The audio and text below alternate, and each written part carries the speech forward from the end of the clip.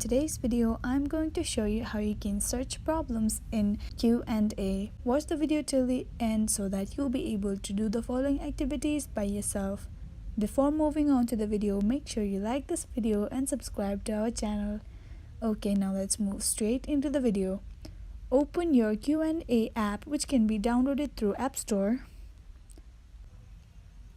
As you have entered this app, you can see there are different options in the very top side. For example, search problem 1-to-1 Q&A, formula search, calculator, timer, and community. Now to search problem here, tap on problem search. To solve the problem, you have to click a photo of the problem like this, then crop the problem, then tap on tick mark sign, which is on the bottom below. It will take some time to process. Then tap on see search results.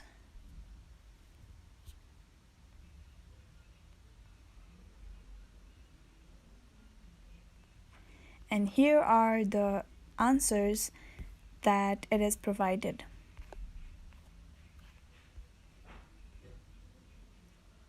And that is all for today. That is how you search problems in Q&A.